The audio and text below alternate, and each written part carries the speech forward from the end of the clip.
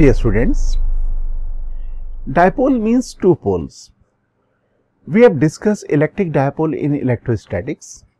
Electric dipole consists of a positive and negative charge separated by a certain distance. In bar magnet, we have north and south pole separated by some distance. We call a bar magnet as a magnetic dipole. A closed current carrying loop also acts as a magnet. If we place a magnetic compass near closed current carrying loop, the deflection pattern of the magnetic compass is exactly same as if we place magnetic compass near bar magnet. तो अगर हम लोग magnetic compass के deflection के बारे में बात करें तो जिस तरह से बार मैग्नेट के पास मैग्नेटिक कंपास डिफ्लेक्ट होती है, उसका डिफ्लेक्शन आता है, उसी तरह से क्लोज करंट कैरिंग लूप के पास भी मैग्नेटिक कंपास का डिफ्लेक्शन आता है.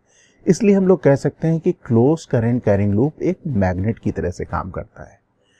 अगर हम लोग इसे मोर स्पेसिफिकली कहें तो हम लोग इसे कहते हैं इलेक्ट्रोमैग्नेट, बिकॉज ये जो मैग्नेट बन रहा है ये करंट की वजह से बन रहा है.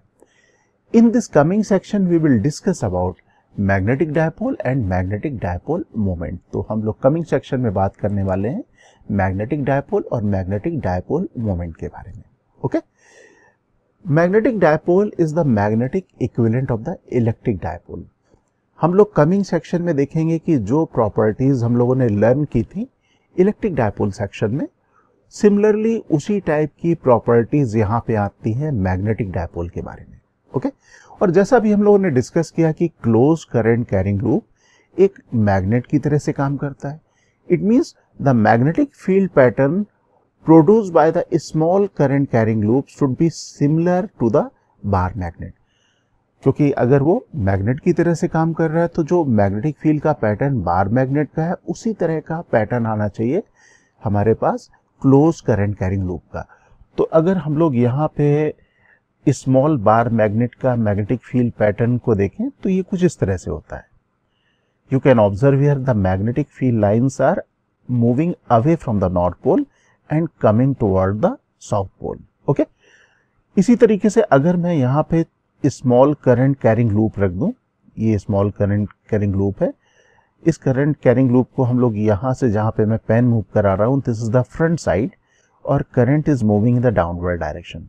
ओके, अगर मैं इसके राइट साइड में मैग्नेटिक कंपास को रखता हूँ तो मैग्नेटिक कंपास यहाँ पे राइटवर्ड डायरेक्शन में नॉर्थ की पोजीशन बतलाता है, साउथ की पोजीशन यहाँ पे बतलाता है इसके लेफ्टवर्ड डायरेक्शन में. अगर हम लोग कंप्लीट प्लॉटिंग करें मैग्नेटिक फील्ड लाइन की इस करंट कैरिंग लूप के लिए तो हम लोग यहाँ पे देख सकते हैं there is similarity between the magnetic field line pattern of the bar magnet and close current carrying loop. Okay, इसका मतलब क्या हुआ कि जो हमारा जो करंट कैरिंग लूप है, स्मॉल करंट कैरिंग लूप है, it is acting as a magnetic dipole. ये एक मैग्नेटिक डायपोल की तरह से वर्क कर रहा है. इलेक्ट्रोस्टैट सेक्शन में हमने इलेक्ट्रिक डायपोल को डिफाइन किया था एक वेक्टर क्वांटिटी से. हम लोगों ने इसकी मैग्नीट्यूड डिफाइन की थी मैग्नेटिक इलेक्ट्रिक डायपोल की. इलेक्ट्रिक डायपोल मोमेंट से हम लोगों ने इसको एक्सप्रेस किया था और उसको हम लोगों ने डिफाइन किया था charge magnitude multiplied by separation between the charge. तो यहाँ पे magnetic moment of the flat current carrying loop को हम लोग यहाँ पे डिफाइन करते हैं product of the current with the area enclose by it. That means अगर हमारे पास कोई क्लोज करंट कैरिंग लूप है उसका area enclose is capital A, current flowing is small I, then we define the magnitude of the magnetic moment of the current carrying loop as m capital M is equal to I multiplied by A. I is the current and A is the area enclosed. Okay. If there are n number of the loops, अगर उस loop में n number of the loops हैं, n number of the turns हैं, तो हम लोग यहाँ पे डिफाइन करेंगे मैग्नेटिक मोमेंट को n से मल्टीप्लाई करके, राइट. तो हियर इट इज NIA. जैसे इलेक्ट्रिक डायपोल एक वेक्टर क्वांटिटी थी, magnetic dipole moment is also the vector quantity. वहाँ पे इलेक्ट्रिक डायपोल मोमेंट को वेक्टर क्वांटिटीज हम लोग डिफाइन करते थे. उसकी डायरेक्शन होती थी negative charge to the positive charge. तो यहाँ पे magnetic dipole moment is also the vector quantity. अगर वेक्टर क्वांटिटी है तो उसकी कोई डायरेक्शन भी होगी तो इसकी डायरेक्शन डिफाइन की जाती है इन the direction of the area vector. So we can define the magnetic dipole moment vector as I multiplied by A vector. A vector is the area vector. Okay? अगर हम लोग इसकी डायरेक्शन को exactly देखना चाहें तो we can use right hand rule also. यहाँ पे मैग्नेटिक डायपोल मोमेंट की डायरेक्शन को देखने के लिए एक राइट हैंड रूल है. क्या है राइट हैंड रूल, एक बार देख लेते हैं. ये मैग्नेटिक डायपोल मोमेंट का वेक्टर एक्सप्रेशन है. m vector is equal to I multiplied by A. Suppose we have a current carrying loop. Suppose ये मेरे पास है current carrying loop.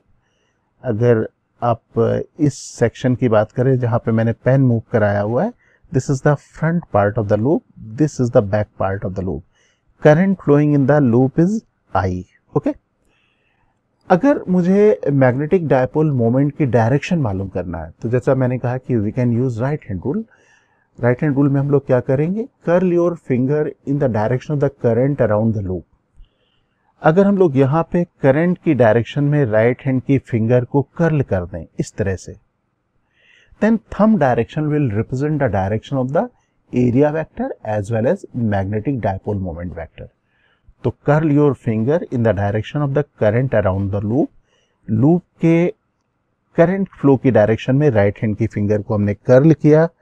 Thumb direction जो होगी वो मैग्नेटिक डायपोल मोमेंट वेक्टर को express करेगी. That means magnetic dipole moment vector जो आएगा वो आएगा अपवर्ड डायरेक्शन में and area vector is also in the upward direction. तो ये बात हो गई हमारी मैग्नेटिक डायपोल मोमेंट वेक्टर की डायरेक्शन के बारे में. मैग्नीट्यूड के बारे में हम लोग पहले भी बात कर चुके हैं. अब हम लोग यहाँ पे देखते हैं कि कई मैग्नेटिक डायपोल इस तरह से फॉर्म होंगे जो सिंगल प्लेन में नहीं होंगे.